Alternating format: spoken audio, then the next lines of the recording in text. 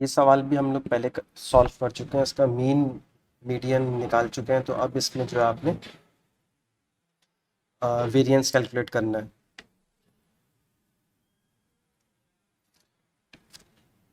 तो इसका डायरेक्टली आप कैलकुलेटर से भी कर सकते हैं, और इसकी वीडियो देख लेगा, लिंक में दी हुई होगी कि डायरेक्ट कैलकुलेटर से किस तरह से स्टैंडर्ड डेविएशन निकालते हैं। और अभी मैनुअल तरीका भी मैंने आपको बता दिया किस तरह से कैलकुलेशन होती है। तो डायरेक्टली मैंने आंसर की लिख दिया, हम सिर्फ डायरेक्टली वो जो इंटरप्रिटेशन वाला पार्ट है वो सॉल्व कर लेते हैं।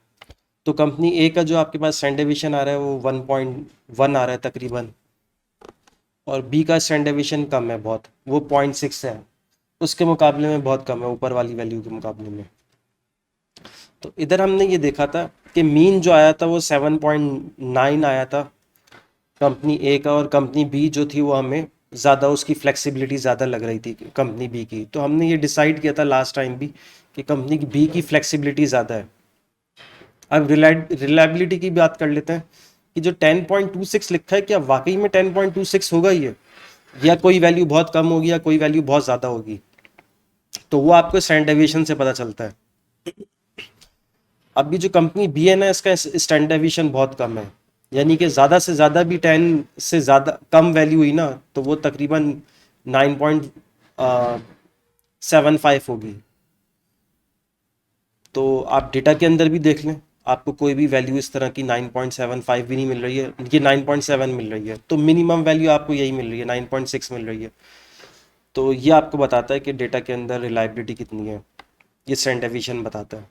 यानी कि आपने 10 पॉइंट एवरेज देख रहे हैं आपके 10.26 है, तो 10.26 को माइनस करें आप 0.576, तो आपके पास मिनिमम वैल्यू आ जाएगी कि मिनिमम वैल्यू इतनी हो सकती है, या हो सकता है उससे भी कोई मिनिमम वैल्यू मौजूद हो डेटा के अंदर, लेकिन ज़्यादातर वैल्यूज इस इंटरवल के अंदर होंगी। और इसी तरह 10.26 को आप प्लस कर लें 0.75 में, यानी कि आप इसको प्लस कर लें, एक दफ़ा प्लस माइनस कर लें, तो आपको जो है ना मिनिमम और मैक्सिमम वैल्यू पता चल जाएगी, और पूरा का पूरा डेटा वो मिनिमम मैक्सिमम वैल्यू के अंदर अंदर होगा। अच्छा, अब इसको ग्राफिकली भी अगर देखें तो ये ज़ीरो वाले आप देखें कि कितना छोटे से इंटरवल के अंदर ही सारी की सारी वैल्यूज़ हैं। हालांकि आप कंपनी ए का देखें कि वो थोड़ी सी रिलायबल नहीं है, उसमें बहुत ज़्यादा डिफरेंस आ रहा है। कोई फ्लेक्सिबिलिटी कोई 6.5 है, कभी कभी फ्लेक्सिबिलिटी 9.5 चली जाती है। तो इतनी रिलायबिलिटी नहीं है इसके अंदर, क्योंकि स्टैंडर्ड डेविएशन इसका ज़्यादा आ रहा है। तो इसका आंसर लिखते हैं हम लोग। The difference in standard deviation between the two company suggest that company B are more consistent, या आप इसको बोल सकते हैं रिलायबल है ये ज़्यादा।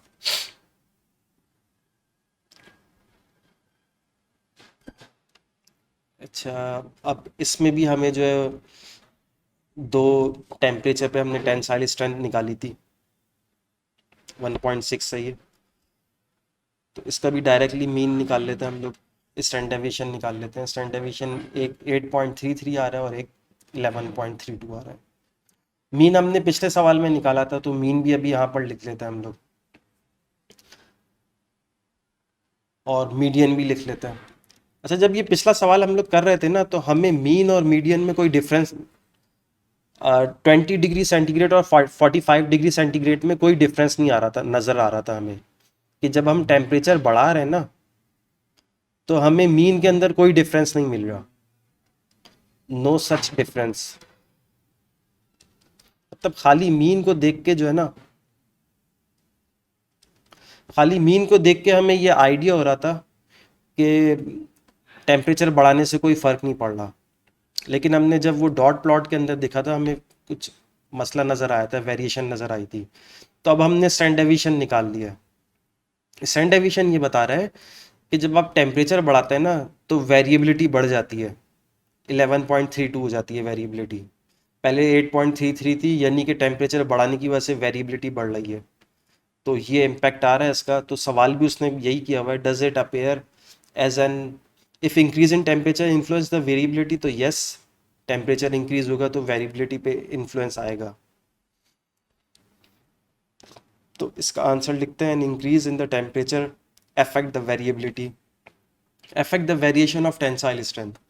तो ठीक है, इंक्रीज इन टेम्परेचर जो है वो अफेक्ट कर रही है वेरिएशन को, और ये वेरिएशन अफेक्ट करना बड़ी मसले वाली चीज़ है कि आपको पता ही नहीं होता कि एक वैल्यू इतनी कम आ रही है, एक वैल्यू इतनी ज़्यादा आ रही है। तो आपको पता ही नहीं होता, आप प्रिडिक्ट ही नहीं कर पाते इसको सही से। तो जैसे कि ये एक्स की वैल्यूज़ है ना, ये बहुत शॉर्ट इंटरवल पे है, आपको पता है अगली वैल्यू यहाँ पर आ सकती है, यहाँ पर आ सकती है, लेकिन ये जो जीरो वाली वैल्यूज़ हैं ये बहुत लॉन्ग इंटरवल पर है। अब आपको नहीं पता अगली वैल्यू यहाँ पर आ जाए, यहाँ पर आ जाए। तो जब स्टैंडर्ड डेविएशन ज़्यादा होता है तो आपको प्रिडिक्शन करने में मुश्किल होती है नेक्स्ट वैल्यू।